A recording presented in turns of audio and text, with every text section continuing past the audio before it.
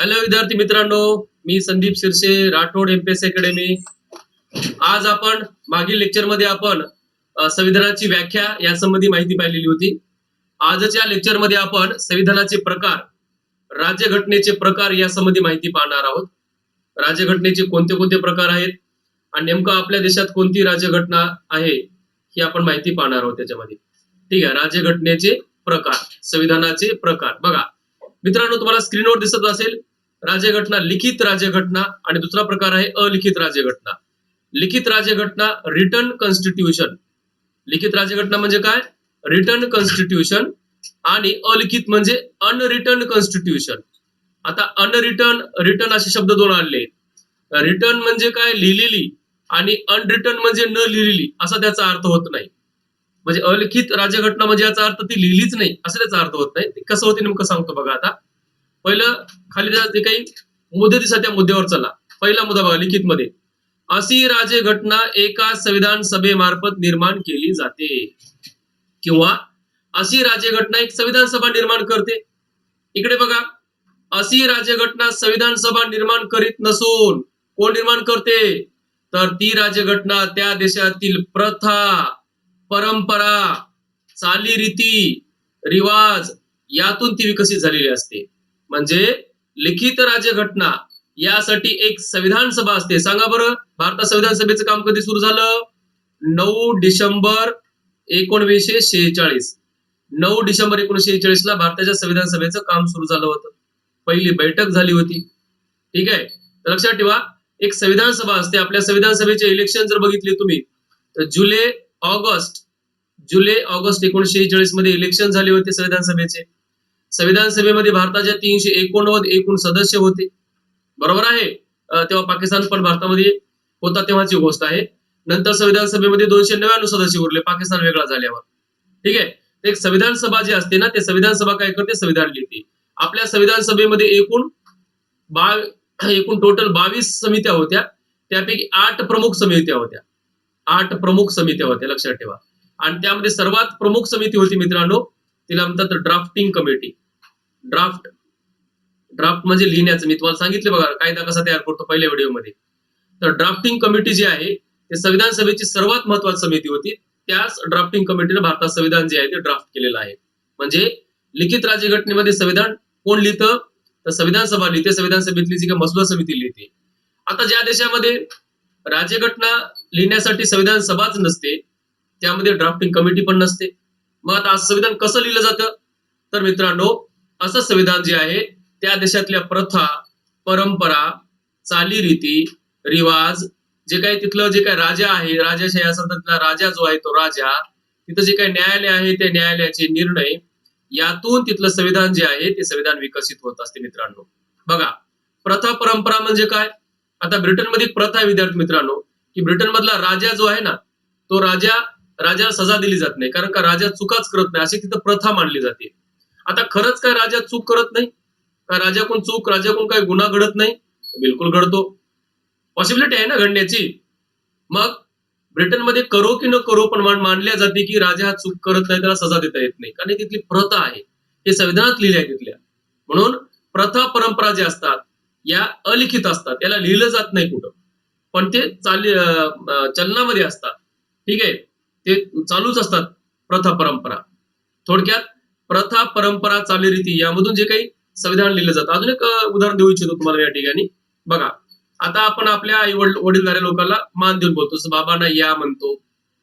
ठीक आहे, मोठ्या भावाला सुद्धा आपण मान सन्मान देऊन बोलतो या जा म्हणून. आता हे कुठं लिहिलंय का? नाही. मग एक प्रथा आहे, एक परंपरा आहे की वडीलधाऱ्या लोकांना या जा म्हणून बोललं पाहिजे, मान सन्मानानं बोललं पाहिजे. तर अशा प्रकारचं संविधान, ज्या गोष्टी लिखित स्वरूपात नाहीत मात्र त्या गोष्टी अलिखित स्वरूपामध्ये अवेलेबल आहेत, त्याला म्हणतात अलिखित राज्यघटना. आणि लिखित राज्यघटना म्हणजे लिहिलेले एक बंच असतो, एक दस्तावेज असतो, एक डॉक्युमेंट असतो असा त्याचा अर्थ होतो. दुसरा पॉइंट आहे विद्यार्थी मित्रांनो, तो म्हणजे अशा संविधानाचे संहितीकरण झालेले असते. म्हणजेच अनुच्छेद म्हणजे आर्टिकल, लक्षात ठेवा. आर्टिकलला अनुच्छेद म्हणतात. ठीक आहे, परिशिष्ट भाग हे एकाच दस्तावेजात समाविष्ट असतात. बघा लक्षात ठेवा, इथं काय म्हटलंय? असं संविधान म्हणजे जे काय लिखित संविधान आहे याचे संहितीकरण म्हणजे काय? कोडिफिकेशन कोडिफिकेशन कोडिफिकेशन जे आहे ते झालेलं असतं. कोडिफिकेशन म्हणजे काय? एक डॉक्युमेंट असते बघा, असं एक डॉक्युमेंट आहे. या डॉक्युमेंट मध्येच संविधानामध्ये सगळ्या गोष्टी राहतात. मूलभूत हक्क, नागरिकत्व, मार्गदर्शक तत्वे, मूलभूत कर्तव्ये, राष्ट्रपती, राज्यपाल, संविधान, तुमचं लोकसभा, राज्यसभा या एका डॉक्युमेंट मध्येच लिहिलं जातं. हे याचे प्रत्येकाचे डॉक्युमेंट वेगळे नसतात या ठिकाणी, असा याचा अर्थ होतो. ठीक आहे, संहितीकरण होणं म्हणजे सगळ्या गोष्टी एका स्वरूपामध्ये एका डॉक्युमेंट मध्येच असणे. जसं की ऐकून घ्या, आयपीसी आहे बघा, इंडियन पिनल कोड 1860. आता आयपीसी मध्ये सर्व गुन्ह्याची सजा एकत्र दिली आहे. सर्व जेवढे गुन्हे आहेत, जेवढे काय गुन्हे आहेत त्या गुन्ह्याची सजा जी आहे ती एकत्र दिली आहे विद्यार्थी मित्रांनो.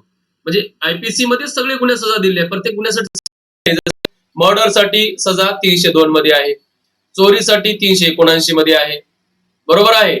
त्याच्यानंतर काही मारहाण करण्यासाठी जे काय 326 आहे, 325 आहे, 324 आहे, ठीक आहे, 324, 326, 325, 323, ठीक आहे. हे जे काय आहे ते एकाच जे काही सर्व गुन्हे सजा जे काय ते एकाच याच्यामध्ये एकाच कायद्यामध्ये, त्याला संहितीकरण झालं असं म्हणतात. म्हणजे ज्या संविधानामध्ये अनुच्छेदाला आपण कलम म्हणतो बघा, हे कलम चुकीचं आहे, कलम नाही म्हणायचं. कलम छोट्या कायद्याच्या सेक्शनला म्हणतात. सेक्शन म्हणजे कलम, ध्यानात ठेवायचं. सेक्शन म्हणजे कलम आणि आर्टिकल म्हणजे अनुच्छेद. आर्टिकल म्हणजे अनुच्छेद, लक्षात ठेवा. तर अनुच्छेद, परिशिष्ट भाग आपल्या राज्यघटनेमध्ये आजच्या टायमाला 25 भाग आहेत. परिशिष्ट आजच्या टायमाला आपल्या राज्यघटनेत 12 आहेत. अनुच्छेद आपल्या आजच्या राज्यघटनेत आजच्या टायमाला आपल्याकडे 467 अनुच्छेद आहेत. क्रमांकाने 395 आहेत, पण टोटल मोजल्या 467 कलम होतात. ठीक आहे, तर अशा पद्धतीनं संहितीकरण झालेलं असतं. इथं काय म्हटले, अशा संविधानाचे संहितीकरण झालेले नसते. संहितीकरण झालेले नसते म्हणजे काय होते, इथं जे आहे ते सर्व एका डॉक्युमेंट मध्ये नसते. म्हणजे उदाहरण म्हणजे या ठिकाणी कुठं लिहिलेलं नाही, कुठल्या एका डॉक्युमेंट मध्ये नाही, असं त्याचा अर्थ. एका दस्तावेजामध्ये पूर्ण संविधानाचा समावेश झालेला नसते, कारण त्याचे अनेक दस्तावेज असतात. कारण चालीरीती जे असतात ते एका दिवशी तयार झालेल्या नसतात एका दस्तावेजामध्ये निर्माण होण्यासाठी. म्हणून अशा कायद्याचं संहितीकरण झालेलं नसतं. अशा कायद्याचं कोडिफिकेशन संहितीकरण झालेलं असते, असा याचा अर्थ होतो. ते 2 पॉइंट. याच्यावर काय अडचण असेल तर तुम्ही मला पुढल्या याच्यामध्ये विचारू शकता, कमेंट करायचं, सांगायचं. ठीक आहे, आपल्या याच्यावर आल्यावर. ठीक आहे, पुढली स्लाइड बघा. असे संविधान सर्वश्रेष्ठ असते, लक्षात ठेवा. लिखित संविधान श्रेष्ठ असते. हे संविधान श्रेष्ठ आहे मित्रांनो. संविधानापेक्षा वर कोणी नसतो. संविधानाचे श्रेष्ठत्व कायम राहण्यासाठी न्यायपालिकेला व्यापक अधिकार असतात. खूप महत्वाचं वाक्य आहे बघा. कोणत्याही देशाचं संविधान जे आहे ना, ते संविधान श्रेष्ठ राहण्यासाठी न्यायपालिका जे राहते, सुप्रीम कोर्ट राहते, हायकोर्ट, यांना अधिकार जास्त असतात. म्हणजे यांना अधिकार असतात म्हणजे काय, तर जे काही संविधानाचं श्रेष्ठत्व कमी करण्यासाठी जो काही कायदा केलाय ना, त्या कायद्याला रद्द करायचा अधिकार न्यायपालिकेला असते. म्हणजे एखादा कायदा करूनच आपण संविधानाचं उल्लंघन करू शकतो, तर ते संविधानाचं उल्लंघन करणाऱ्या कायद्याला रद्द करण्याचा अधिकार, संविधानाचं उल्लंघन जे कायदा करते की नाही त्या कायद्याला रद्द करायचा अधिकार न्यायपालिकेला असते. संविधानाच्या घटनाबाह्य एखादे काम केलं त्या कृत्याला विरोध करण्याचं काम जे आहे, किंवा त्याला काय म्हणतात आपल्याला, त्या कृत्याला काय म्हणतात आपला विरोध करण्याचं काम, किंवा जे काही ते कृत्य आहे ते असंविधानिक ठरवण्याचा अधिकार जे आहे ते कोणाला मिळतो, न्यायपालिकेला मिळतो. म्हणजे संविधान श्रेष्ठ राहायचं असेल तर न्यायपालिका श्रेष्ठ पाहिजे, न्यायपालिकेला व्यापक अधिकार पाहिजे, न्यायपालिकेला संसदेने केलेला कायदा रद्द करण्याचा अधिकार पाहिजे. तर अशा कंडिशन मध्ये काय होऊ शकते, संविधान श्रेष्ठ राहू शकते. आणि संविधान श्रेष्ठ अशा याच्यामध्ये राहतेच लिखित संविधान हे बनवताना संविधान श्रेष्ठ बनवलं जातं. असे संविधान श्रेष्ठ नसून संसद श्रेष्ठ असते. आता बघा, अलिखित संविधान एकतर लिहिलेलं नाही, आणि त्या ठिकाणी ते संविधान जे असते ना, ते संविधान दुरुस्त करणं खूप सोपं असते. याबरोबर ते संविधान जे आहे तिथली संसद कधीही बदलू शकते. त्या संसदेला बदलण्याचा अधिकार, किंवा असं म्हणतात every law made by parliament becomes constitutional amendment. काय म्हणतात, every law made by parliament becomes constitution amendment. तिथल्या पार्लमेंटनं बनवलेला प्रत्येक कायदा काय असते, घटना दुरुस्ती असते, असं या ठिकाणी म्हटलं जाते. थोडक्यामध्ये जे काही जिथं अलिखित संविधान आहे तिथलं अलिखित संविधान बदलण्याचा अधिकार तिथल्या संसदेला असतो, आणि या संसदेने बनवलेला जो कायदा आहे तो कायदा रद्द करण्याचा अधिकार तिथल्या न्यायपालिकेला नसतो. म्हणजे ब्रिटनची न्यायपालिका संसदेने बनवलेला कायदा सहसा बदलू शकत नाही. तो कायदा सर्व मान्य असतो, त्या कायद्याला कोणी चॅलेंज करू शकत नाही. पण भारतामध्ये असं नाही. भारताच्या पार्लमेंटनं बनवलेला असंवैधानिक कायदा रद्द करू शकते. कोण करू शकते? भारतातली जे काही सुप्रीम कोर्ट आहे ती न्यायपालिका करू शकते, असे या ठिकाणी दिसते आपल्याला. पुढे असे संविधान दुरुस्त करण्यासाठी एकतर परिदृढ पद्धत असते किंवा लवचिक पद्धत असते, किंवा अंशतः परिदृढ अंशतः लवचिक असते. आता परिदृढ पद्धत म्हणजे काय? तर बघा, घटना दुरुस्ती आपल्या घटनेत संविधानामध्ये जे आहे ते आर्टिकल 368 मध्ये दिलेले आहे. याच्या दोन पद्धती आहेत. 368 मध्ये विशेष बहुमत, विशेष बहुमत, बरोबर आहे. विशेष बहुमत म्हणजे काय? लोकसभेमध्ये 2/3 बहुमतानं पास करणे, आणि राज्यसभा जी राहते ना, राज्यसभा, इथं लोकसभा, राज्यसभेमध्ये पुन्हा 2/3 बहुमतानं पास होते. म्हणजे लोकसभेत 2/3 बहुमत, राज्यसभेत 2/3 बहुमत, अशा पद्धतीने पास केलं त्याला काय म्हणतात? विशेष बहुमतानं घटना दुरुस्ती करणे. राज्यघटनेत आर्टिकल 12 ते 35 मध्ये विशेष बहुमत लागते, 36 ते 51 साठी विशेष बहुमत लागते. ठीक आहे. अजून एक प्रकार असतो दुसरा 368(2) मध्ये, आणि ते सांगितलंय लोकसभेत 2/3 बहुमत, राज्यसभेमध्ये 2/3 बहुमत, आणि जे भारतात विधानसभा आहे त्याच्या अर्ध्या विधानसभेच्या साध्या बहुमतानं, म्हणजे 31 विधानसभा आहेत त्यापैकी 16 विधानसभेने त्याला मान्यता द्यावी लागते. हे जरा कठीण पद्धत झाली. अशी दुरुस्ती करण्यासाठी संघराज्य बदल करावतात आर्टिकल 54 मध्ये, आर्टिकल 55 मध्ये. ठीक आहे. असे बदल करावतात, किंवा हायकोर्टाच्या अधिकारात हे करणं, सुधारणा करणे, सुप्रीम कोर्टच्या अधिकारात सुधारणा करणे. ठीक आहे. अशा पद्धतीने बदल करायचा असेल तर त्या ठिकाणी आपल्याला 368(2) ची घटना दुरुस्ती करावी लागते, जी कठीण मानली जाते. म्हणजे आपली राज्यघटना एकतर कुठली लिखित राज्यघटना एकतर परिदृढ असते दुरुस्तीसाठी, किंवा लवचिक असते. आता याबरोबर दुसरा पुढला पॉईंट बघा मित्रांनो, एक पुढला प्रकार दिलाय अंशतः लवचिक, अंशतः परिदृढ. आता लवचिक प्रकार काय ते पहिलं बघा. लवचिक म्हणजे काय? बघा, लवचिक म्हणजे साध्या बहुमतानं घटना दुरुस्ती पास होणे, साधे बहुमत. आता साधे बहुमत म्हणजे काय? जे साधारण कायदा करण्यासाठी बहुमत लागते. साधारण कायदा म्हणजे काय? जसं आयपीसी साधारण कायदा आहे. ठीक आहे. मागं कृषी कायदा पास केला होता, ते कृषी कायदा साधारण कायदा आहे. ठीक आहे. तर कृषी कायदा पास करण्यासाठी जे बहुमत लागते, साधं बहुमत करणं काही कठीण काम नसते. अशाच बहुमतांची घटना दुरुस्ती केली जाते, त्याला लवचिक घटना दुरुस्तीची पद्धत म्हणतात. भारताच्या राज्यघटनेमध्ये आर्टिकल 2, 3, 4, 5, 6, 7, 8, 9, 10, 11 ह्या कलमा दुरुस्ती करण्यासाठी आपल्याला लवचिक पद्धत आपल्या घटनेत घेण्यात आलेली आहे. म्हणजे भारतात संविधान एकतर अंशतः लवचिक पण आहे दुरुस्तीसाठी काही भाग, आणि काही भाग परिदृढ पण आहे बदलण्यासाठी. पण अमेरिकेची राज्यघटना दुरुस्तीसाठी परिदृढच आहे. अमेरिका, USA ची परिदृढ आहे. अमेरिकेच्या राज्यघटनेत 240 वर्षामध्ये फक्त 27 घटना दुरुस्त्या झाल्यात, विचार करा. ब्रिटनची राज्यघटना इकडे बघा, असे संविधान दुरुस्तीसाठी लवचिक असते, आणि अर्थात लवचिकता अशा संविधानाचं काय आहे? अपरिहार्य. अपरिहार्य म्हणजे टाळता न येणार, अटळ. ठीक आहे, अटळ तत्व आहे. बघा, लवचिकता अशा संविधानाचं अपरिहार्य तत्व आहे, टाळता न येणार अटळ तत्व आहे. आणि जे अलिखित संविधान असते ते संविधान अलौकिकच असते, ध्यानात ठेवा. जगातलं सर्वात लवचिक संविधान कोणतं दुरुस्तीसाठी? तर युकेचं संविधान, न्यूझीलंडचं संविधान, इस्रायलचं संविधान हे दुरुस्तीसाठी लवचिक मानलं जातं. भारताचं अंशतः लवचिक, अंशतः परिदृढ आहे. दोन्ही पद्धत भारत संविधानात घेण्यात आले आहेत, असे या ठिकाणी आपल्याला दिसते विद्यार्थी मित्रांनो. याबरोबर पुढला पॉईंट येतो बघा, कायदे मंडळ, कार्यकारी मंडळ, न्याय मंडळ या शासनाचे जे काही शासनाचे अंग आहेत हे संविधानाच्या अंतर्गत कार्यरत असतात. आता कायदे मंडळ मी तुम्हाला लास्ट लेक्चर मध्ये सांगितले बघा. कायदे मंडळ जे असते, कायदे मंडळ, कायदे मंडळ कोण येते? राष्ट्रपती. रा म्हणजे राष्ट्रपती, लो म्हणजे लोकसभा, आणि राज्य म्हणजे राज्यसभा. या तिघांनी मिळून जे कायदे मंडळ बनते ते कायदे मंडळ होय. कायदे मंडळाचं काम काय आहे? देशासाठी कायदे पारित करणे. कायदे मंडळाचं काम आहे देशासाठी कायदे पारित करणे. ओके. आता बघा, कायदे मंडळ आणि कार्यकारी मंडळ. कार्यकारी मंडळ म्हणजे कोण येते? कार्यकारी मंडळात PM येतात, जर असतील तर डेप्युटी PM येतात. याबरोबर मंत्रिमंडळ येतं संपूर्ण, बरोबर आहे. याबरोबर महान्यायवादी येतात केंद्र स्तरावर, महान्यायवादी. आर्टिकल 76 मध्ये महान्यायवादीचं पद आहे.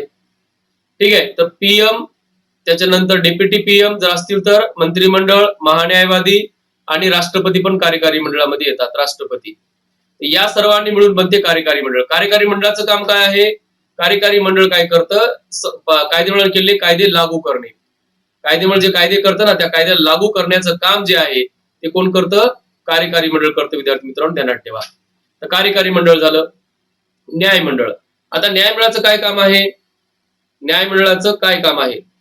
तर बघा, न्यायमंडळाचं काम आहे विद्यार्थी मित्रांनो, न्यायमंडळ काय काम करतं? न्यायमंडळ जे आहे ते देशामध्ये जे काही कायदे होतात, कायदेमंडळ जे काही कायदे करतं, तर ते कायदेमंडळ केलेला कायदा त्याला तपासण्याचं काम, त्याला तपासणे आणि तो कायदा संविधानिक आहे की नाही हे तपासून पाहण्याचं काम न्यायमंडळ करतं. जर कायदा संविधानिक असेल तर ओके आहे, असंविधानिक असेल तर कायदा रद्द करण्याचं काम जे आहे ते न्यायपालिका करू शकते. म्हणजे न्यायपालिकाचं काम फक्त न्यायदान करणं किंवा फक्त एखाद्याला सजा देणं एवढंच नसते, तर केलेला कायदा घटनेची सुसंगत का विसंगत आहे हे तपासणं काम सुद्धा न्यायपालिकेचं असतं. आणि कायदेमंडळाने केलेला कायदा तपासून त्या कायद्याला रद्द करण्याची ताकद जी आहे ती न्यायपालिकेकडे संविधान दिलेली आहे.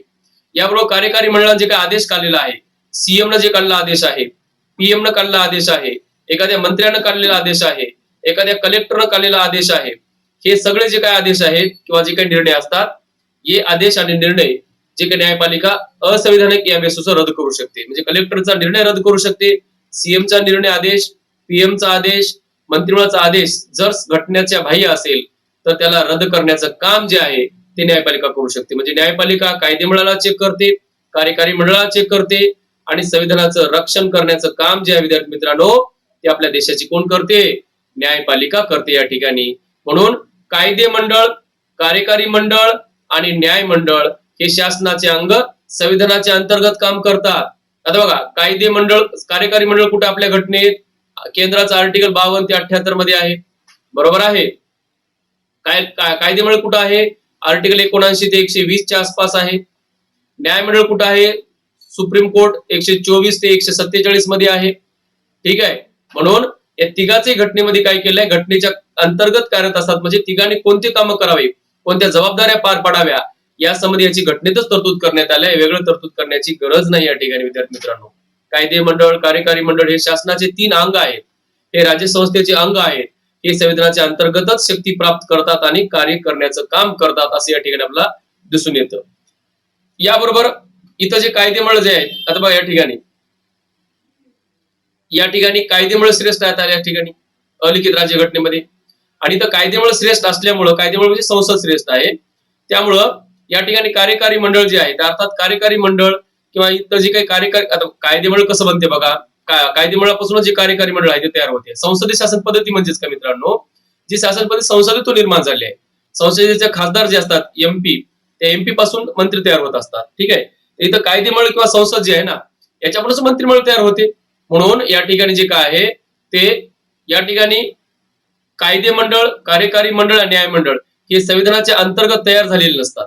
म्हणजे तयार झालेले नसतात म्हणण्यापेक्षा या ठिकाणी एवढे त्यांना पॉवर नसतात त्या न्यायमंडळाला किंवा कार्यकारी मंडळाला की कायदे मंडळाचा निर्णय रद्द करेल. आता तसं बघलं तर कायदे मंडळाचा निर्णय जो राहतो तो कार्यकारी मंडळच घेत असते. कारण का? प्रधानमंत्रीच बिल पास करण्याचं काम करतात ना, एखादा मंत्रीच बिल पास करण्याचं काम करतो. जो मंत्री म्हणजे कार्यकारी मंडळावर आहे तोच कायदेमंडळामध्ये काम करतो. त्यामुळे कार्यकारी मंडळ आणि कायदे मंडळ जवळपास एकमेकाला अवलंबून काम करत असतात. या दोघांना तर इथं चांगली पॉवर आहे या ठिकाणी अलिखित राज्यघटनेमध्ये. पण या ठिकाणी संसद श्रेष्ठ आहे, न्यायपालिका श्रेष्ठ नाही. त्यामुळे न्यायपालिकेला या ठिकाणी फारसे पॉवर नसतात असं या ठिकाणी आपल्याला दिसून येतं. म्हणून लिखित राज्यघटनेमध्ये कायदे मंडळ, कार्यकारी मंडळ या दोघांचे जे काही आदेश आहेत किंवा या दोघांचे जे काही केलेले कायदे आहेत ते कायदे रद्द करण्याचा अधिकार न्यायमंडळाला असतो. पण तेच अलिखित राज्यघटनेमध्ये अशी तरतूद करण्यात आलेली कोणती नसते असे या ठिकाणी आपल्याला दिसून येते.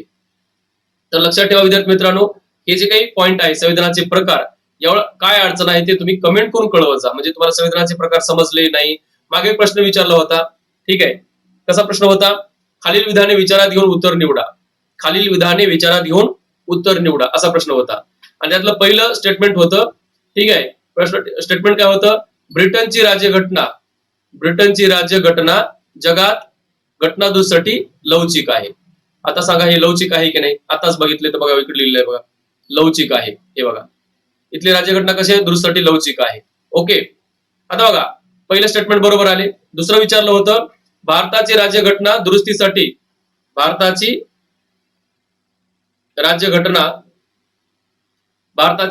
दुरुस्तीसाठी जे काय आहे ते दुरुस्तीसाठी अंशतः